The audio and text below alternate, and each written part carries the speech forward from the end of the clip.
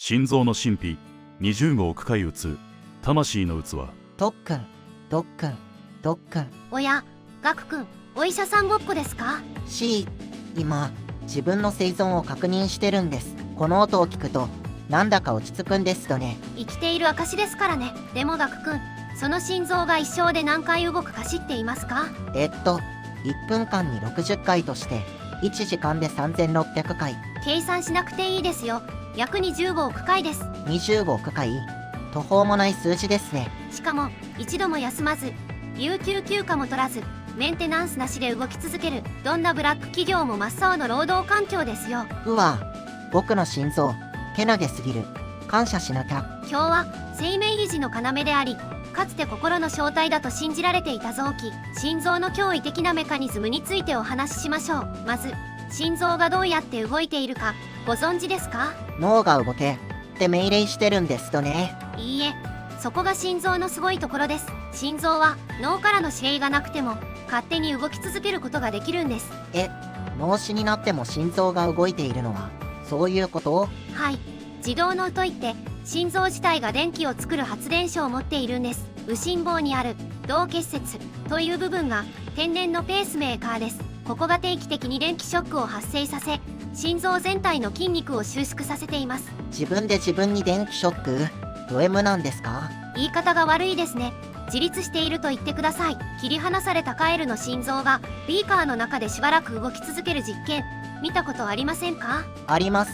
あれ、ホラー映像かと思ってました。あれこそが心臓が独立した生き物のように振る舞う証拠です。酸素と栄養さえあれば体から出しても動き続けるタフな臓器なんですよ。さらに最近の研究で心臓は単なるポンプではないことが分かってきました。実はホルモンを分泌する内分泌器官でもあるんです。心臓がホルモンを何のために？ NP 心房性ナトリウム利尿ペプチドというホルモンです。心臓に血液がパンパンに入りすぎて苦しいと感じるとこのホルモンを出します。すると腎臓に届いておしっこをたくさん作って水分を減らせと命令するんです。その結果血液の量が減って血圧が下がります。すごい。自分で自分の負担を減らすシステムを持ってるんだ。心臓は脳や腎臓とも会話をしながら全身をコントロールしている司令塔なんですよ。そんな特別な臓器だからこそ古代人はある勘違いをしました。心や魂は脳ではなく心臓にあると信じていたんです。まあドキドキするのは胸だし、なんとなくわかります。古代エジプトではミイラを作るとき脳みそは鼻の穴からかき出して捨てていました。脳みそはゴミ扱いですか？はい。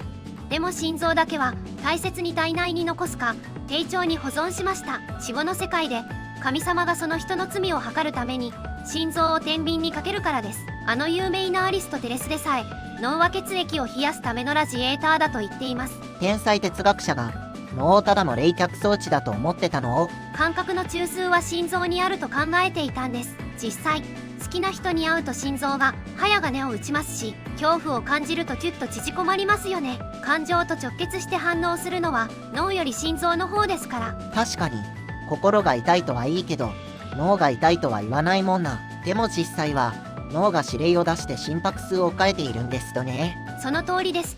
自律神経がアクセルとブレーキの役割を果たしています。緊張すると交感神経がアクセルを踏んで心臓をバクバクさせ、全身に大量の酸素を送って戦う準備をさせます。逆にリラックスすると副交感神経がブレーキをかけます。でも最近の研究では心臓からの上のフィードバックもあることが分かっています。心臓から逆方向ですか？心臓のリズムが乱れると、それが脳の扁桃体、不安を感じる場所を刺激して不安や恐怖を引き起こすことがあるんです。怖いからドキドキするんじゃなくて、ドキドキするから怖いってこと？そういう側面もあります。心臓と脳はお互いに会話しているんですよ。ところで動物によって心臓の速さが全然違うのは知っていますか？体が小さいと速いんでしたって？正解です。特にハチドリは凄まじいですよ。1分間に1200回以上、羽ばたいている時はもっと高速で打ちます。1200回？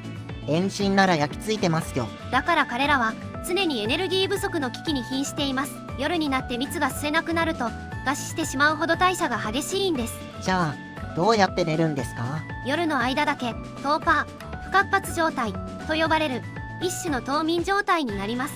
体温を下げて心拍数を極限まで落としてなんとか朝まで生き延びるんです。毎日が生死をかけた戦いなんだ。逆に巨大なクジラは1分間に数回しか撃ちません。そして一生の心拍数はどの哺乳類でも大体同じ約20億回という説もあります。ネズミは高速で撃つ代わりに数年で寿命を使い果たし、象はゆっくり撃って長生きする。これをアロメトリーと言います。心臓というバッテリーの容量はみんな平等なんですね。ただ人間だけが例外です。医療や環境のおかげで25億回以上も打っていますから。ここで少し不思議な話をしましょう。心臓移植にまつわるミステリーです。心臓を移植された人がドナー提供者の記憶や趣味を受け継ぐことがあるという噂。聞いたことあります。急に好き嫌いが変わったとか。有名なのはクレア・シルビアという女性のケースです。心臓移植を受けた後、急にビールとチキンナゲットが好きになり、夢の中でティムという青年が現れるようになった。調べてみるとドナーはバイク事故で亡くなった18歳の青年で、やっぱりチキンナゲットが大好物だったそうです。うわ、本当に記憶が乗り移ったのかな。科学的には証明されていませんが、セルラーメモリー細胞記憶という仮説があります。脳だけでなく細胞の一つ一つにも記憶が宿るのではないかという考え方です。心臓にも4万個以上の神経細胞がありますから、小さな脳と言えなくもありません。心はやっぱり心臓にも少し残っているのかもしれませんね。ところでガクくん、聴診器で聞こえるドックンという音、あれは何の音だと思いますか？心臓が壁にぶつかってる音を。いえ、あれは弁が閉まる音です。心臓には血液の逆流を防ぐための弁が4つあります。それらが勢いよくバタンと閉じる衝撃音があの音なんです。ドアが閉まる音だったのか。この音のリズム、実は不規則な方が健康だって知っていましたか？規則正しい方がいいんじゃないんですか？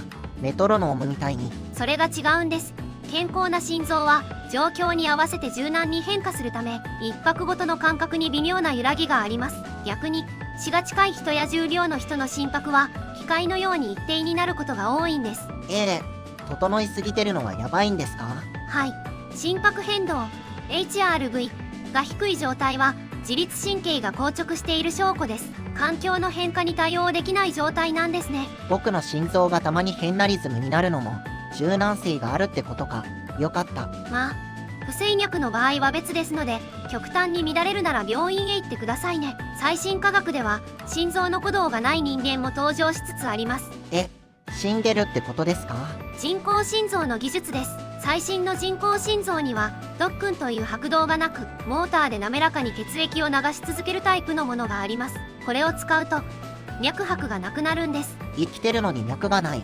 医者がパニックになりそう。効率を突き詰めると心臓からリズムが消えるのかもしれません。でもあのドックンというリズムがないと少し寂しい気もしますね。そうですね。あの不完全な揺らぎこそが生きている実感なのかもしれません。今日は心臓の神秘についてお話ししました。25億回の鼓動、文句も言わずに働き続ける最高のパートナー。今日くらいは胸に手を当ててありがとうと言ってあげてください。はい、僕の心臓、これからもよろしく頼むよ。皆さんも自分の心臓の音を聞いてみてください。そこには何億年も受け継がれてきた生命のリズムがありますよ。それではまた次回の動画でお会いしましょう。ご視聴ありがとうございました。